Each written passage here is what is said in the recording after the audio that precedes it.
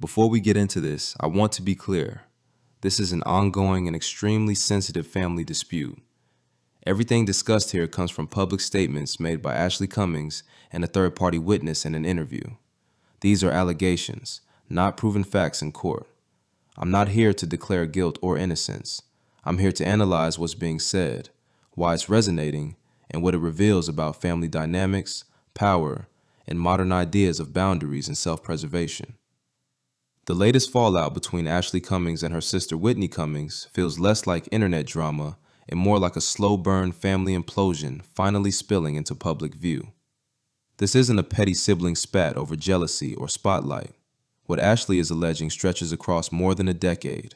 Money, caregiving, control, public reputation, and ultimately, who carried the emotional weight of their parents' final years. And the part that makes this especially uncomfortable is that it doesn't feel sudden. If you've watched Whitney's public career over the years, there's been a gradual emotional distancing from anything that ties her back to family vulnerability. Whether intentional or subconscious, it looks like someone who's been trying to separate, psychologically, financially, and socially, for a long time. Ashley's first video lays out a sweeping set of accusations.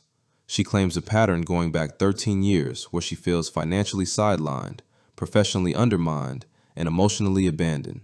I'm going to be talking about some difficult topics for me this evening regarding my sister.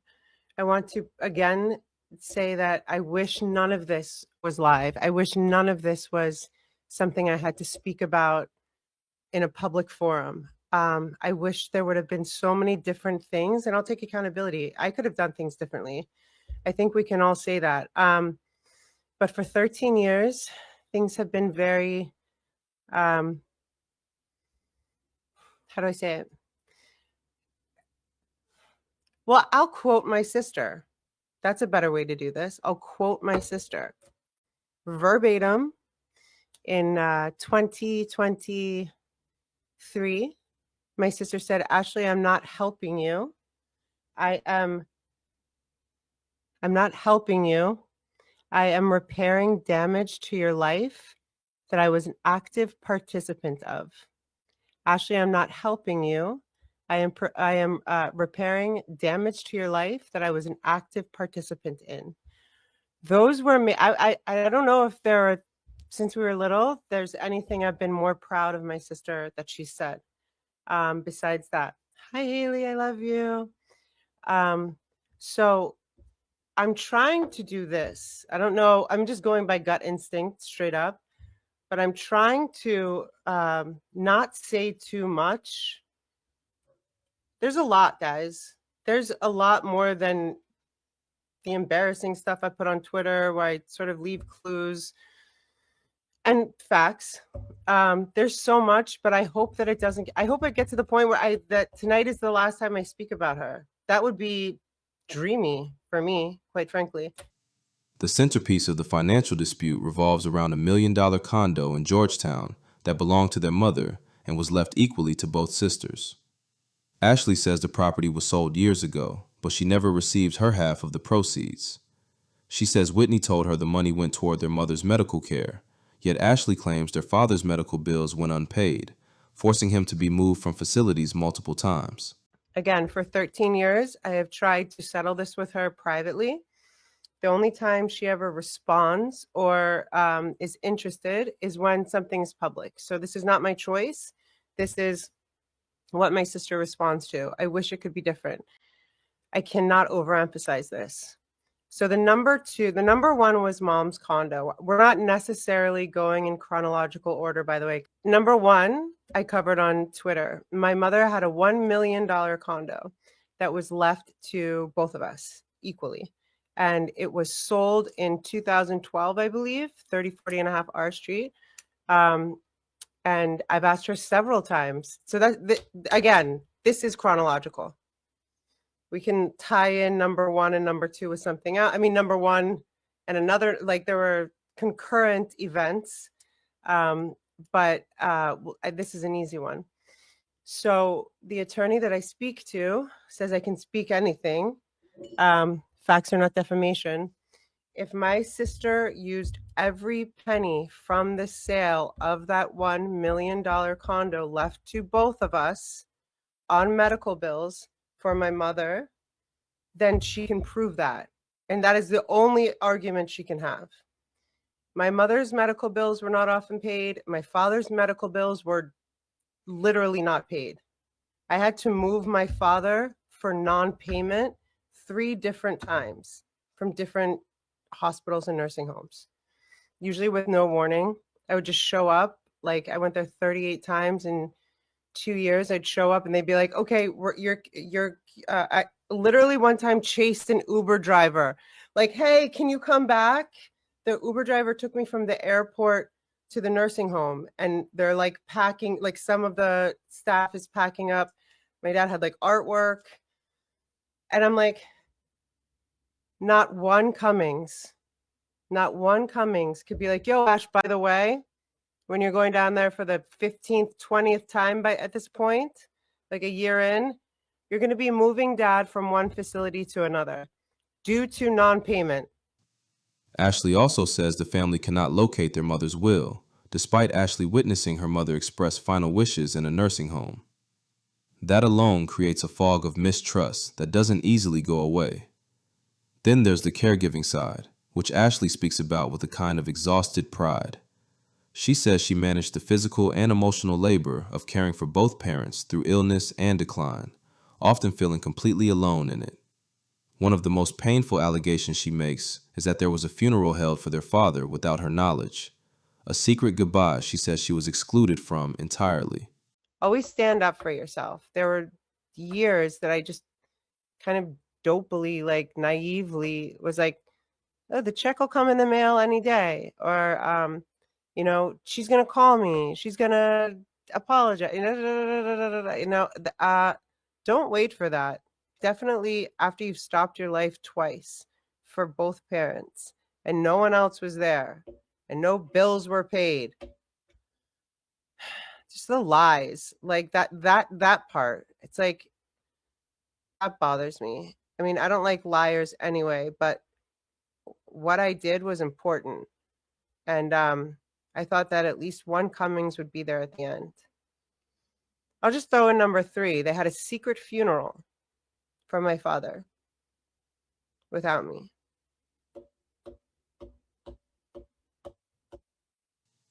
Professionally, Ashley claims Whitney interfered with her ability to build an independent life.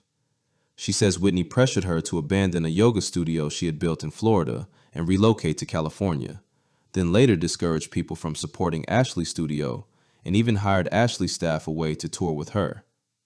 Ashley also alleges that Whitney has publicly labeled her as crazy or a drug addict on large platforms going back years, damaging her reputation and isolating her socially.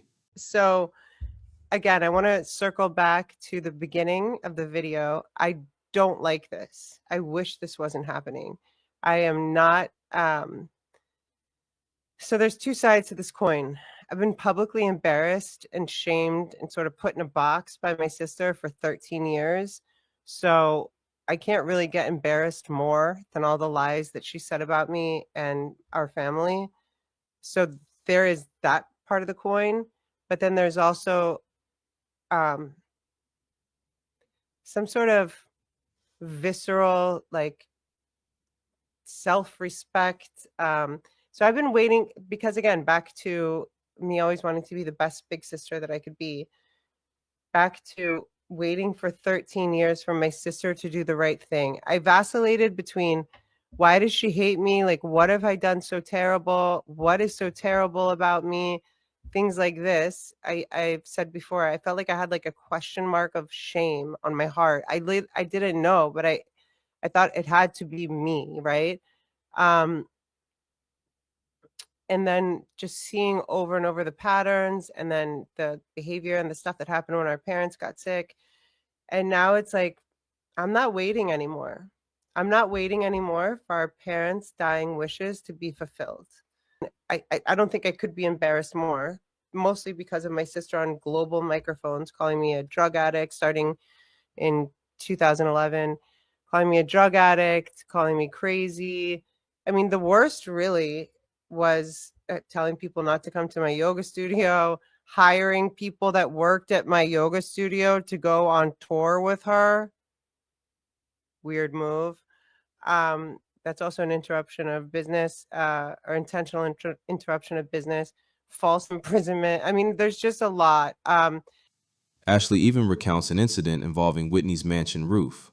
According to Ashley, a contractor initially failed to fix the problem at a massive cost. Ashley says her close friend, a professional contractor, stepped in and repaired the roof at a drastically reduced cost as a kind of contribution on Ashley's behalf. Despite the savings, Ashley claims Whitney later accused her of overpaying that contractor anyway. Whether that's true or not, the emotional undertone is clear. Ashley feels constantly minimized, mistrusted, and financially controlled. She also alleges that gifts like a Range Rover or horses were kept in Whitney's name rather than hers, making them conditional and retractable rather than true support. The other coin of this is, for some strange reason, I'm being a little playful here, if you don't mind, she only responds to public stuff. I have been texting her privately for 2 years. I had an attorney that had the best angle, and we were in an active lawsuit in 2022 before my mom got sick. And she had me drop that. So then after she dumped me again, gives me a Range Rover, gives me horses, all the sparkly things. I'm so naive. None of these things were in my name. So when she takes them all away, it's just me with like a broken heart, feeling abandoned and confused for the third time in my life, when she literally demands that I turn my will and my life over to her and demands that I trust her. So these aren't questions. These are demands, just to be very, very clear. And maybe number 3 will be Venice. I already have 3, 4, 5, 6, and 7 right here. But I hate that this is public. I wish that this was settled a long time ago. I wish what was right would be have been done. I wish I didn't have to publicly ask for our parents' dying wishes to be fulfilled. I wish a lot of this didn't have to happen. I wish none of the things happened that I'm speaking to you about. But I also want to say, if somebody takes from you, and like, I don't want my eyes to water, but it's more than money, because you don't get to get time back. You know what I'm saying? So I take accountability for not doing this sooner, or not getting more aggressive sooner. But again, so after I realized she wasn't going to do the right thing, let's see, 8, 9 months ago, I started working with another attorney, again, on contingency. Attorneys are very expensive. Again, these are allegations, but they paint a picture of 2 sisters living in very different emotional worlds. Which brings us to the bigger question. Why does it feel like Whitney has been trying to distance herself from Ashley for years? One possibility is the most basic sibling dynamic. Success creates imbalance. When one sibling becomes wildly successful, wealthy, powerful, and public, the other can unintentionally feel like dead weight or liability. That tension can quietly turn into resentment or avoidance. Separation becomes a way to protect identity and momentum. Another possibility relates to influence and risk. Ashley references allegations that Whitney has framed her as unstable or tied to past substance issues. Whether fair or not, celebrities often become hyperprotective of their brand. Anyone perceived as unpredictable can feel like a threat to carefully managed public narratives. Cutting people off becomes a form of risk management rather than emotional cruelty, at least from the perspective of the person in power. And then there's the modern mental health framing that's everywhere now, cutting off toxic relationships for self-preservation. Millennials and Gen Z are constantly told that boundaries matter more than blood, that peace is more important than obligation, that you owe nobody access to your life if they disrupt your mental health. That philosophy can be empowering, but it can also become emotionally sterilizing if applied without nuance. Family relationships aren't clean. They're messy, complicated, inconvenient, and often painful. When everything becomes framed as protecting my peace, sometimes responsibility quietly disappears along with conflict. What makes this case especially uncomfortable is that power imbalance matters. When one sibling controls money, visibility, and social influence, boundaries don't land neutrally. They land like abandonment to the person without leverage. At the same time, none of us are inside Whitney's mind. We don't know her private emotional limits, fears, or experiences. We don't know what she believes she's protecting herself from. We only know what's being alleged publicly, and how painful those allegations sound when spoken by someone who feels unheard for over a decade. This situation doesn't really have heroes.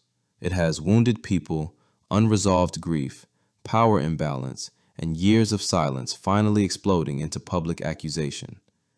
It also reflects something broader about modern relationships, how quickly family bonds can fracture once money, fame, therapy language, and personal branding enter the picture. The uncomfortable truth is that success doesn't automatically make people kinder, more patient, or more emotionally available. Sometimes it makes them more insulated, more guarded, more transactional without realizing it. And the saddest part of all of this isn't the money or the legal drama. It's the possibility that two sisters who once promised their dying mother they would protect each other may never reconcile. Not because one argument went wrong, but because years of emotional distance hardened into permanent separation. Whatever the truth ends up being, this isn't just celebrity gossip. It's a cautionary story about what happens when power shifts inside families, when boundaries replace responsibility, and when silence lasts too long. Sometimes the real tragedy isn't the fight, it's how long it took for anyone to finally speak.